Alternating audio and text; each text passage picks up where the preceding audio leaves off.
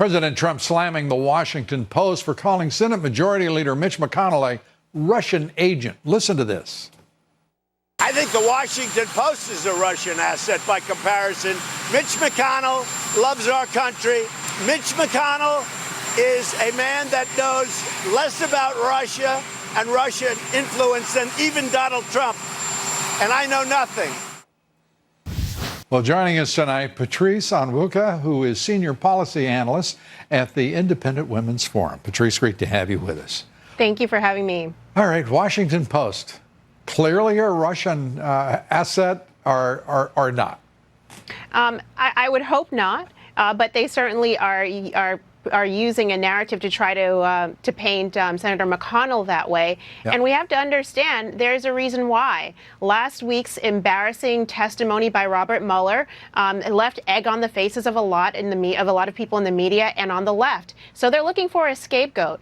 Senator McConnell is not up for re-election, so they figure, why not go after him? Why not paint the failure, election meddling on him? Yeah, it's interesting to me because, and this is being done in, I think, partial jest, at least by the president, but I think there's a point here.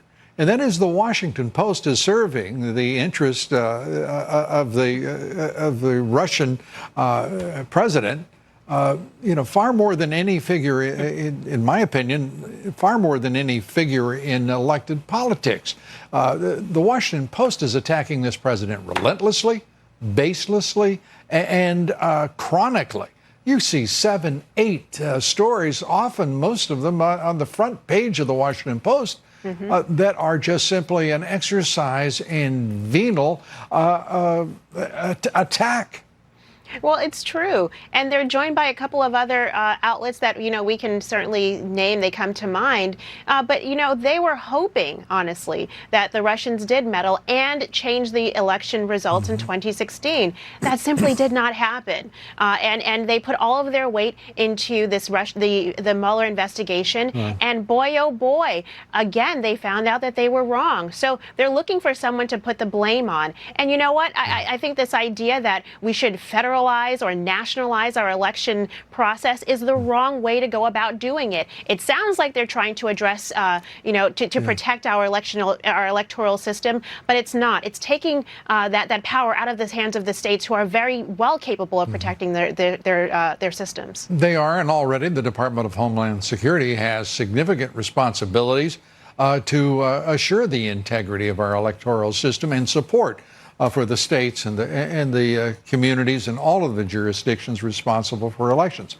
I do think that it would be very significant if the president, if Mitch McConnell were to come together and say, this is what we're doing to assure that our elections are not permitting people who are not citizens to register and to vote. Yes. What are they doing to protect and to prevent Russians and Iranians and Chinese and others now who surely are encouraged to intervene in our elections? I think that would be wonderful. And it could be bipartisan. Bring Schumer, bring Pelosi into the effort, because surely they should join that effort.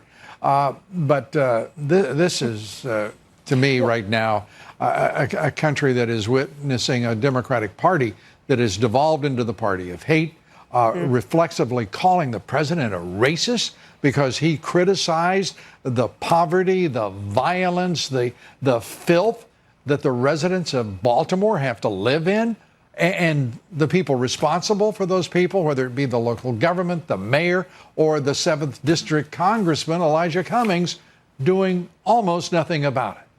Well, this is all a strategy, Lou. It's like when a student has not prepared for the exam, they pull the fire alarm. By calling the president racist, it's a fire alarm that they're pulling, hoping that black people and people of color will look away from actually the good work that's actually being done by the Trump administration. I mean, we always hear about the historically low unemployment rates for blacks, which is fantastic. Right. But we're also seeing the narrowing of the racial gap between blacks and whites in terms of unemployment. We're seeing, because of the First Step Act, bipartisan bipartisan criminal justice reform, black men being released, and because of second chances, they're getting a second chance of work by this administration, signed by President Trump with his support behind it. So these are the actual good things that are happening. Opportunity zones. Senator Tim Scott talks a lot about that.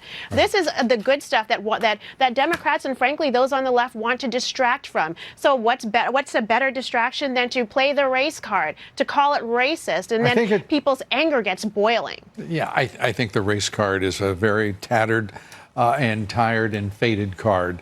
At least I sure hope so. Patrice, thanks so much. Always great to see you. Thanks, Patrice.